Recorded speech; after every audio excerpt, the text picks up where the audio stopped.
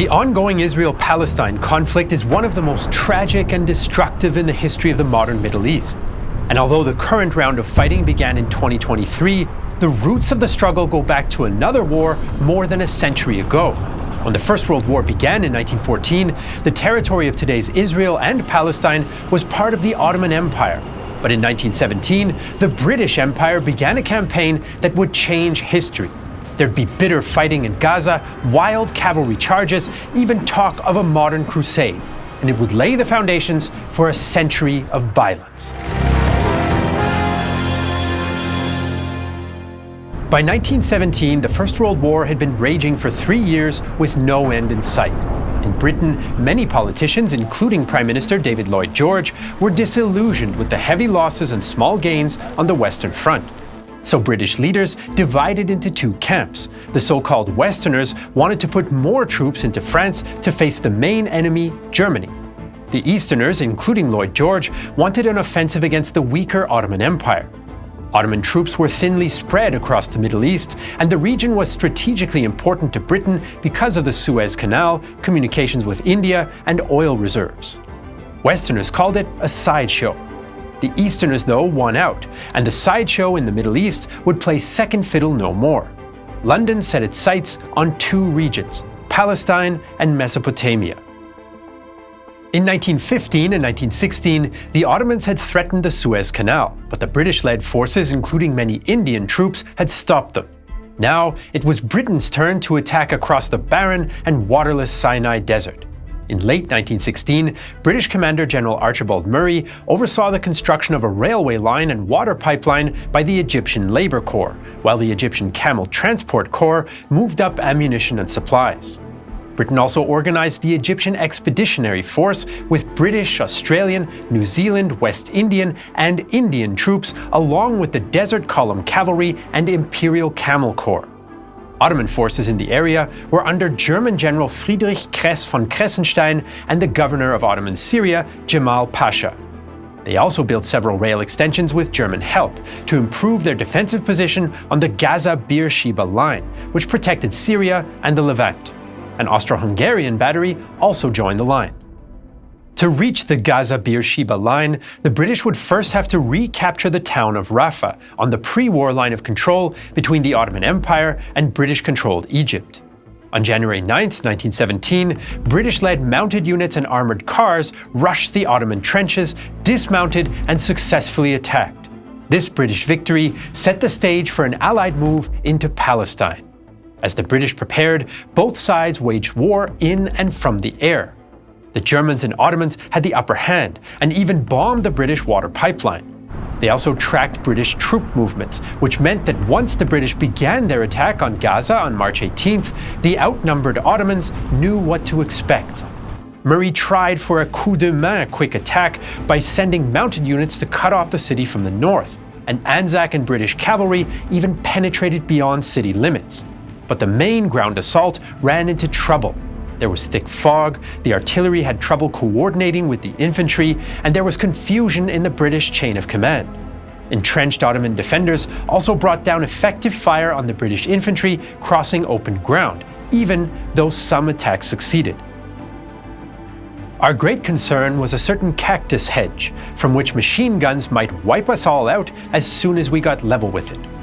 Worn out and heavily laden, besides their packs, the men carried extra rations, a second water bottle, and extra bandoliers of ammunition. The prospect of having to rush the entrenched and steep slopes was not a pleasant one. But with bayonets fixed and revolvers cocked, off we went with a cheer. The Turks vacated their trenches and ran. The top of the hill was reached, and we rounded up many Turks. Commanders on both sides felt they might be losing the battle, but Murray blinked first. Fearing Ottoman reinforcements might arrive and trap the exposed cavalry, he ordered a retreat, much to the frustration of the Anzacs, who probably correctly thought they were about to take the city. The Ottomans had won a defensive victory, inflicting 4,000 casualties while suffering just 1,300. Murray, though, sent an optimistic but inaccurate report to London, exaggerating Ottoman losses. This was exactly what Lloyd George wanted to hear, so he encouraged a follow-up attack. After the First Battle of Gaza, the Ottomans brought in reinforcements, while the British extended their railhead closer to the front. Ottoman and German aerial observation again allowed them to track British preparations, so when the next British attack came on April 17th, they were ready. Murray planned a flanking maneuver, but because of a lack of water sources, the British attacked mostly head-on into Ottoman defences. British warships and artillery again supported the infantry and cavalry, as did several tanks. But the British struggled to advance in the harsh desert conditions. There were too few tanks and heavy guns, and the Ottoman positions were stronger than back in March. Ottoman gunners made short work of the slow-moving tanks. Turkish artillery knocked out one of the tanks from a great distance, and it stopped. Our artillery fire forced the others to turn back, and only one got into the Turkish position. Turkish artillery took care of that one in our first trench line.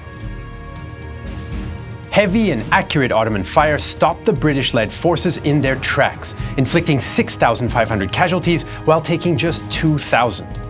Lieutenant Brownfield's Scottish unit suffered badly.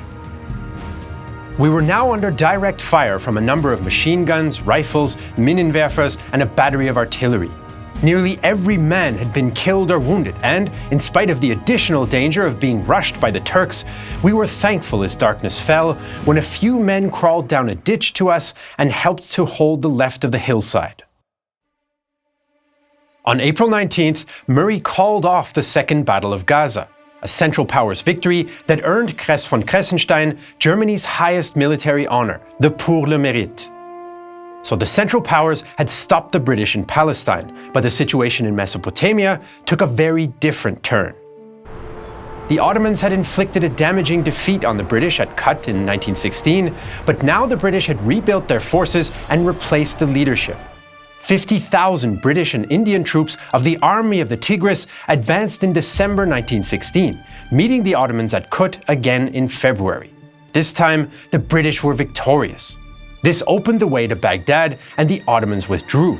The British entered the city on March 11, 1917, restoring their prestige after Kut and damaging Ottoman morale. The fall of Baghdad marked an opportunity for the British to continue their policy of reshaping the future of the Middle East. In 1916, they and the French secretly agreed to divide the region under the Sykes-Picot Agreement. But they also made a deal with the influential Hashemite family from Arabia. The Hashemites would lead Arab tribes in revolt against the Turks in exchange for ruling a future Arab kingdom with British support. That these two deals were incompatible was a problem London expected to deal with after the war. Just days after taking Baghdad, the British issued a proclamation to win over Arab support. Many noble Arabs have perished in the cause of Arab freedom, at the hands of those alien rulers, the Turks, who oppressed them. These noble Arabs shall not have suffered in vain. Hashemite rebels soon won a high-profile victory that would bring them into the Palestine campaign. British officer T.E. Lawrence spent early 1917 crisscrossing the Syrian desert to recruit Bedouin tribes to the rebellion, and in July, Howetat tribesmen ambushed a small Ottoman force and seized the port town of Aqaba. Lawrence and two Arab guides then walked 250 kilometers to Port Suez to inform the British, raising morale after the Gaza failures and bringing a big increase in gold subsidies for the Hashemites. As Lawrence made his trek to Egypt, the Ottomans were also making changes. Jamal Pasha, governor of Syria, reached out to the Hashemites, but they couldn't come to a deal. The army command then created the Yildirim, or Lightning Bolt Army Group, funded, equipped, and organized by the Germans. The troops even received stormtrooper training with the intention to retake Baghdad. Former German overall commander Erich von Falkenhayn took command, but at a meeting with Ottoman generals decided that the Palestine front was more important than Baghdad and that the Yildirim should be sent there instead. He and War Minister Enver Pasha wanted an offensive, but Kress von Kressenstein and nearly all the Ottoman generals opposed it, including Mustafa Kemal. Falkenhayn considered Kress von Kressenstein too sympathetic to the Ottomans and even called him vertürkt, Turkified. Kemal was so frustrated that in September he sent a scathing report to Enver, with whom he had a rocky relationship. Kemal criticized the government's inaction in face of the famine in the Levant and made a bold prediction. Because of the weakness of the government, the country is in a state of anarchy. No one's rights can be protected. This causes the people to turn away from the government. Bribery and profiteering are rampant. If the war continues, the decaying state building will suddenly collapse one day. Kemal went on to highlight the poor state of the army and what he saw as Germany's disregard for Ottoman interests. Such a way of dealing with the Germans is against the interest of our country. We are not so weak that we cannot decide for ourselves in this life and death war. If, for reasons unknown to me, it is necessary for the interests of our country that Falkenhayn should remain in command, the actual administration and rearward services should be left to a son of the country. Kemal, who was in command of the 7th Army on the Sinai front, threatened to resign if there were an offensive or if he had to continue serving under Falkenhayn. Enver replied that the Russian Revolution and expected Italian Revolution would soon turn the tide in the war. So the British had taken Baghdad, the Arabs Aqaba, and the Germans and Ottomans were arguing over strategy. Palestine was still Ottoman, but the British were preparing for another round. In the first 2 Gaza battles, the British had failed despite superior numbers and firepower. So the High Command relieved General Murray and replaced him with the experienced General Edmund Allenby in June 1917. He reorganized the Egyptian Expeditionary Force and Desert Mounted Corps and raised morale. Despite French resistance, fresh British forces arrived from Salonika, along with new Bristol fighters, to take back air superiority. Allenby's new resources were part of a shift in Allied focus. The idea of capturing the Holy Land in the service of the Allied cause of, as they saw it, protecting civilization had gained strength. Privately, British leaders hoped capturing Jerusalem would improve morale on the home front after a series of disasters in Russia, France, and Italy. Lloyd George even asked Allenby for the capture of Jerusalem as a Christmas present. The Third Battle of Gaza began on October 27, 1917. Before the Central Powers had finished reorganizing their Yildirim army. British heavy guns and warships pounded Ottoman positions around Gaza to trick the Ottomans into thinking the main attack would come there. The real target, though, was the town of Beersheba, where most of the local water wells were located. Kress von Kressenstein had failed to reinforce the position before British, Indian, Australian, and New Zealand cavalry attacked it. The Australian light horse took the position in a charge that proved cavalry's value in the Middle East, as Australian officer Murray Bourchier observed. Owing to the volume of fire brought to bear from the enemy's position by machine guns and rifles, a dismounted attack would have resulted in a much greater number of casualties. It was noticed also that the morale of the enemy was greatly shaken through our troops galloping over his positions, thereby causing his riflemen and machine gunners to lose all control of fire discipline. When the troops came within short range of the trenches, the enemy seemed to direct almost all his fire at the horses. The Australians then took the fight into the enemy trenches and chased out the remaining Ottomans with light resistance. Beersheba went on to become a significant battle in Australian memory of the war. With the water sources secure, the British now turned to Gaza and launched their main attack there November 6th after several feints. British-led forces pushed the Ottomans back, though the fighting was intense. A whole heap of men and horses went down 20 or 30 yards from the muzzles of the Turkish guns. The squadron broke into a few scattered horsemen at the guns and then seemed to melt away completely. For a time, I, at any rate, had the impression that I was the only man left alive. I was amazed to discover we were the victors. Kress von Kressenstein ordered a retreat and Falkenhayn dismissed him. Ottoman forces escaped encirclement, but the British continued their advance, taking Jaffa without a fight on November 16th. Arab rebel units were supposed to attack the railway line near Yarmouk, but failed. Ottoman troops made a stand in the Judean hills on the road to Jerusalem, but they were badly outnumbered and outgunned. So the British had finally pushed the Ottomans out of Gaza and were approaching the Holy City. Back in London, the government made a decision that would further complicate plans for the post-war Middle East and dramatically impact history for more than a century. The Zionist movement had existed since the 19th century and promoted the idea of a Jewish state. Zionist thinkers like Theodor Herzl considered several possible locations, but most settled on Palestine, which was the ancient homeland of the Jews and still home to a Jewish minority. Even before the war, Zionist Jews had been moving to Palestine, which created tensions with the Arab majority. We are a nation threatened with disappearance by the Zionist tide in this Palestinian land, a nation which is threatened in its very being with expulsion from its homeland. In 1917, the Allies were still struggling to win the war, and Russia dropped out after the revolution. At the same time, some in the British government, like David Lloyd George and Arthur Balfour, were sympathetic to the Zionist idea, an idea lobbied for by prominent British Zionists like Chaim Weizmann.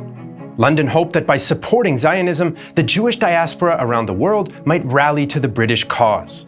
Some British politicians like Lord Curzon and Edwin Montagu, who was Jewish but anti-Zionist, opposed the idea, but in November 1917, Balfour sent a telegram to the Zionist Federation of Great Britain. His Majesty's government view with favour the establishment in Palestine of a national home for the Jewish people, and will use their best endeavours to facilitate the achievement of this object, it being clearly understood that nothing shall be done which may prejudice the civil and religious rights of existing non-Jewish communities in Palestine, or the rights and political status enjoyed by Jews in any other country.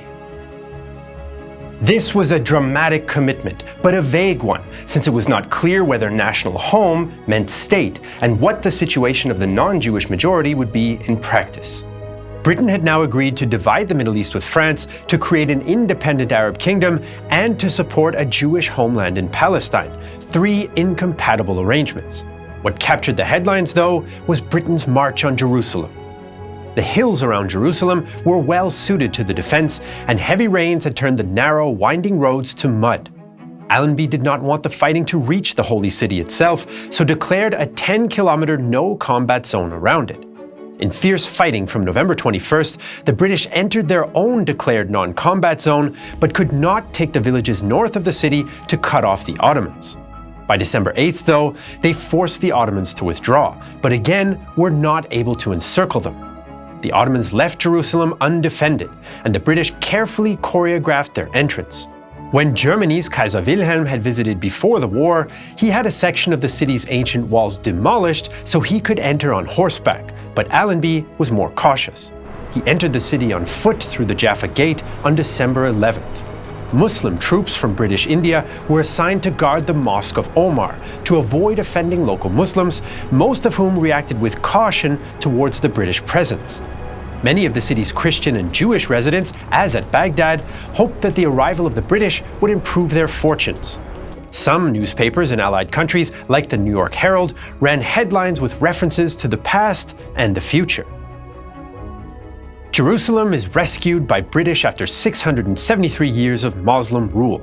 Great rejoicing in the Christian world. Jews everywhere, in particular, see the restoration of Palestine as part of Allies' program. London asked British newspapers not to refer to the Crusades to avoid offending the Empire's 100 million Muslim subjects, though some still did call it the Last Crusade. Even in staunchly secular France, priests sang a Te Deum at Notre Dame Cathedral. For the Ottomans, the loss of Jerusalem was a heavy blow to morale. Another of Islam's holiest cities had been lost following Mecca and Baghdad, and Medina was still under siege by Arab rebels. Officer Fali Rifki Attai was posted to Jerusalem in 1916, full of imperial pride. I am on top of the Mount of Olives. I can see the Dead Sea and Mount Gerizim. Beyond is the entire western coastline of the Red Sea, Hijaz, and Yemen. When I turn my head, the dome of the Church of Resurrection catches my eye. This is Palestine. Over there is Lebanon and Syria. On one side, there's the Suez Canal, and on the other, there are cities and deserts, all the way to the Persian Gulf. And our flag flies above them all. I am a son of this great empire. In December 1917, though, his tone had changed. Inside the headquarters, the news, "Jerusalem has fallen," spread like a death announcement.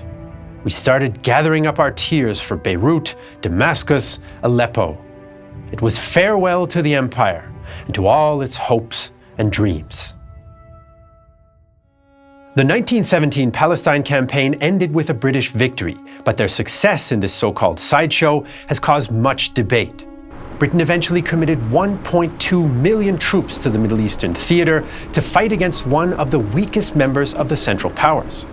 Some historians have argued the Ottomans were on the defensive before the campaign even began and couldn't threaten the Suez Canal, and that victory in Palestine and Mesopotamia failed to knock the Ottoman Empire out of the war. Meanwhile, the British Army in Europe struggled to gain ground and ended the year lacking reinforcements, which it might have had if the Westerners had gotten their way. It also caused tensions between the Allies, as the French and Italians wanted a role in the symbolically important Holy Land, but Allenby shut them out. Defenders of the campaign argued that it helped protect Britain's interest in the region and in India, and provided much-needed victories at a difficult time. What's certain is that the British conquest of Ottoman Palestine had a dramatic impact on the future of the Middle East. In December 1917, Lloyd George predicted that it would feature prominently in future histories. The British Empire owes a great deal to sideshows. I have no doubt at all that when the history of 1917 comes to be written and comes to be read ages hence, these events in Mesopotamia and Palestine will hold a much more conspicuous place in the minds and the memories of people than many an event which looms much larger for the moment in our sight. The Prime Minister could not have known how right he was. After the war, London received a mandate from the League of Nations to oversee Palestine, and it incorporated the Balfour Declaration, allowing Jewish settlement and setting the stage for the founding of modern Israel and a conflict that is still raging today. And that's not the only way the year 1917 echoed through the 20th century. At the end of the year, the Bolsheviks took power in Russia, and years later emerged victorious after the Russian Civil War, with a young Joseph Stalin at the helm. The newly founded Soviet Union would play a crucial role in the coming decades. By 1945, it stood at the gates of Berlin in the next World War and was working on its first nuclear weapon. If you want to learn more about the Battle of Berlin, you should check out our 4.5-hour, 18-part documentary series, 16 Days in Berlin. Covering the entire battle day by day with detailed maps, animations, expert interviews, and more, 16 Days in Berlin is the most detailed documentary about this battle ever produced. With our uncompromising portrayal using authentic combat footage, we couldn't upload it to YouTube because of their advertising guidelines. If you want to learn more about the Soviet nuclear program, from the origins in the Second World War to the first Soviet nuclear bomb, the Chernobyl disaster, and beyond, check out our 5-part documentary series Red Atoms. And where can you watch it? On Nebula, a streaming service we're building together with other creators where we don't have to worry about advertising guidelines or the almighty algorithm. Nebula is available in 4K resolution in your browser, on your smartphone, smart TV, or streaming box like Apple TV or Roku. If you go to nebula.tv/The Great War, you can watch 16 Days in Berlin, our other original documentaries, Rhineland 45 and Red Atoms, as well as a host of other smart creators. And all that for just $36 for an entire year. And that's not all. On Nebula, you can also watch all our regular videos ad-free and earlier than on YouTube. Right now, you can also get the Nebula Lifetime Membership. Pay once and get access to everything Nebula has to offer for as long as you and Nebula exist. The Lifetime Membership allows us to invest in more original content and improve the platform for everyone. 1/3 of your Lifetime Membership will also support us at Real-Time History directly. We want to thank Leander Lerch and Murat Doğan for their help with this episode. If you want to learn more about how the Middle East was shaped by the First World War, check out our previous episode. As usual, you can find all the sources in the video description below. If you're watching this video on Patreon or Nebula, thank you so much for the support. We couldn't do it without you. I am Jesse von Jessenstein, and this is a production of Real-Time History, the only history channel that owes a great deal to sideshows.